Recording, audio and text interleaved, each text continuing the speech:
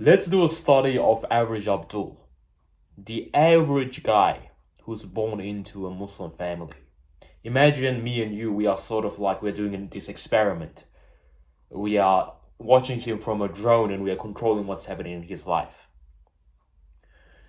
We make him born in a very strict family. So growing up, he's told that university is the most important thing. He's gonna have to study. He's gonna have to get a stable job. He's told that culture is extremely important. He's told that, you don't have to follow Islam in these specific places where there's like these cultural rules that are applied. And he shouldn't get married. He shouldn't have any attraction to women until he's like 27 and finishing his master's degree. So now let's take a look. How do you think his life is going to go? We've ingrained these things into his mind growing up. His community incentivizes that exact same route in his life. He has to believe these exact same things. You would imagine that maybe about 80% of the time, maybe even 90% of the time, he's going to end up following that route. And this is exactly what's happening. 80% of Muslims, 90% of Muslims even, they follow this exact same route. And we, people in this sort of online space, we call them NPCs. You know why? Because their whole life is scripted. They are doing exactly what they're supposed to be doing at every moment in time. They never ever become individuals with free thought. And I can understand that. And how I just hope that by the end of watching this episode, you're not going to end up like average Abdul. You're not going to just become a statistic. Because that's what I like to call these people. They're statistics.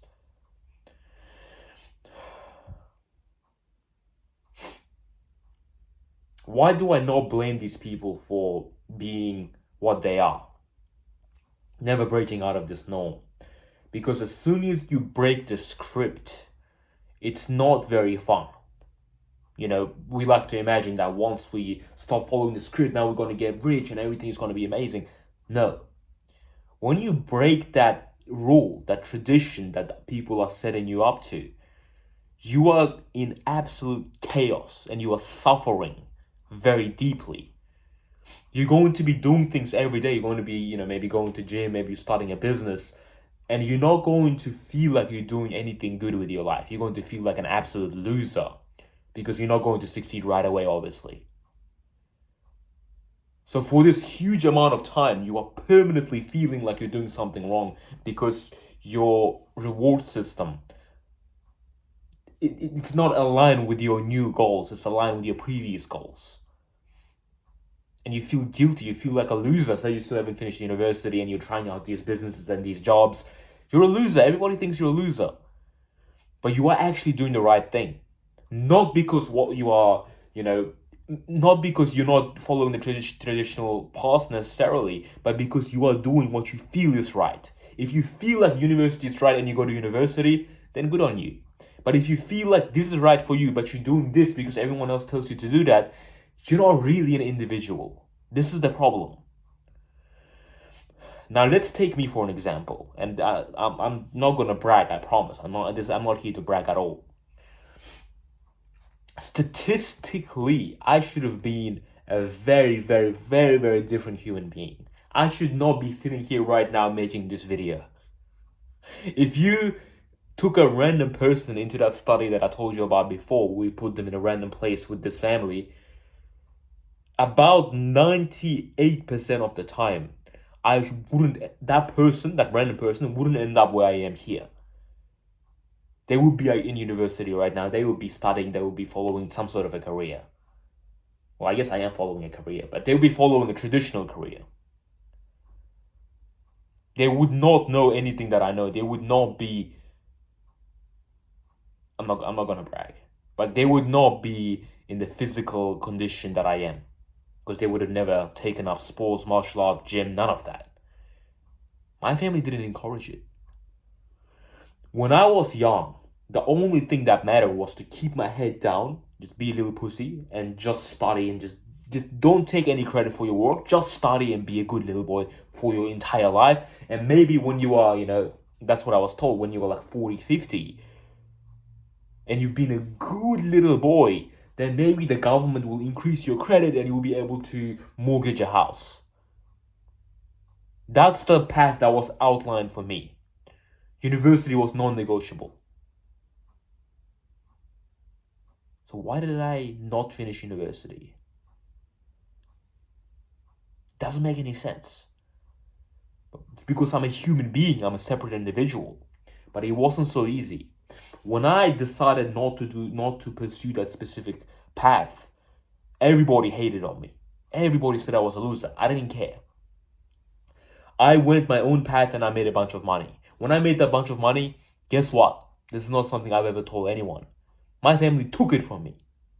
And I don't even blame them, because this is the way their brain works. This is the culture that they grew up in, where Muslims just have to give their money to their parents. And you'll probably face this as well, believe it or not.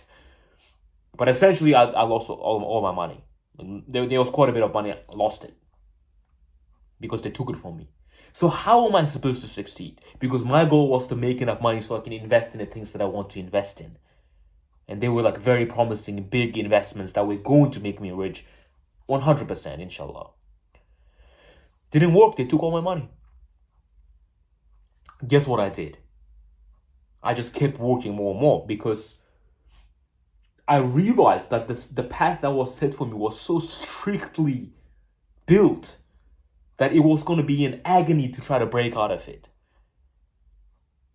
Now imagine, going back to the example, a random guy who tried to pursue something else and then his money got taken away and everything. Like that path that he's trying to take is not optimal. It's not optimal in any possible way. I'm not getting any respect. I'm not getting any money. Nothing is working out. But you still keep following it because you know it's right. That's what separates an individual from an NPC. And that's what I did. And guess what? I still became successful in a different way. Alhamdulillah. And that's what's going to happen. Now, here's a deeper understanding of what's actually happening here. If you've read the story from the Quran and from the Christian Bible, the story of Moses and how he rescued the slaves, the Jews, from Pharaoh, and he took them to the promised land, which was Israel. The reason this story is so heavily emphasized in Islam, it's not just because of Israel and the rights to the land, but that story is the journey of a human being. It's very, very similar to how humans function throughout history on both a social and individual level. So when people are born, they are essentially slaves most of the time. Some people aren't, but most of the time they have a slave mindset like those Jews did. One person like Moses will rescue them.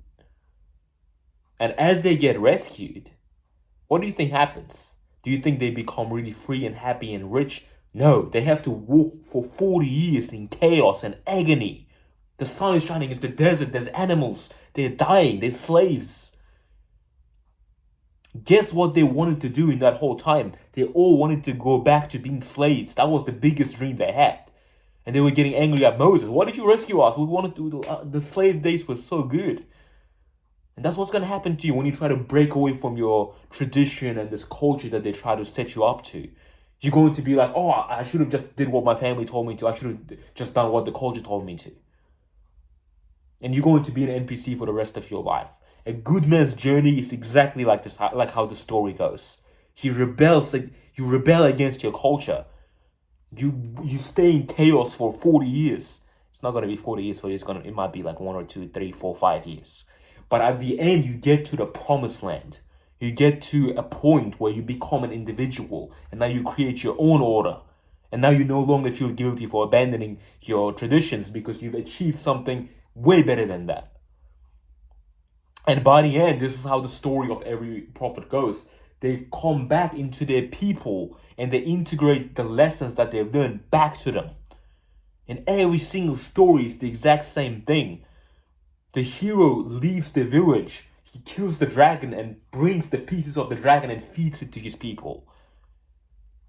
That's what makes a real human being. That's how you become an individual. As long as you are only listening to what your family is saying, you will never become an individual. One of the philosophers or psychologists, it's either Carl Jung, Nietzsche, what's his name? Nietzsche, or whatever, or Freud. One of those three people had a very famous quote. He said, "You're not a man until your father dies." And I think it was Nietzsche who said, "That's true, but you can do that symbolically. Your father doesn't need to die. At some point, you just need to separate from your father mentally and become an individual." But this is the part that none of the Muslim men are able to do for some reason. They just stay pussies forever. Part of it is because in Islam it tells us to respect our parents. But people take this the wrong way. Instead of respecting their parents, they become their subordinate for the rest of their life. The problem with this mentality is that your father could literally be anyone. Your father could be Charles Manson, could be Ted Bundy. Imagine, you're a Muslim guy, you're born and your father is Charles Manson. What are you going to do? You still have to listen to him? Oh, he's my father, I have to become a part of his cult. I have to go to jail because he said jail is fun. Maybe what he's saying is not even haram, but it's stupid because the father can be stupid. That's why in the Quran it always talks about people who said we don't want to accept Islam because our fathers didn't live this way. And he talks about how stupid those people are. So you don't need to listen to everything your family tells you just to respect and honor them. You can become an individual and they will respect you for it. At first they won't like you, but at some point I promise they will respect you for becoming an individual. If you just stay listening to them for the rest of your life, there will come a time at some point where you're older where you're going to resent them and they're going to resent you. Because you never became an individual. They still see you as a child and they don't really, at some point when you're too old, they don't like you as a child anymore, but they still see you as one. So you need to become an individual before they realize that it's time for you to become an individual. Because they will see you as a child for as long as they want. That's how humans work. So at a younger age, you need to say, okay, what's the best thing to do here? Do I keep listening to my parents or do I listen to Islam and create my own reality essentially?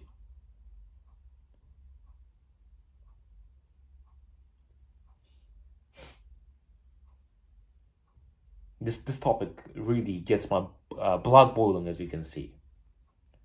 But this is it. You need to go against them at some point, and there will be very strong tension. You need to let them go almost, and they'll come back around and they're going to respect you more for it. That's essentially the message of this video. If you enjoyed it, subscribe to the channel, share this video around, and hopefully, inshallah, if I keep getting a good amount of views, I'll make more episodes soon. Thinking about maybe like a once a week type thing. Let me know how many of these episodes you would want per week down in the comments.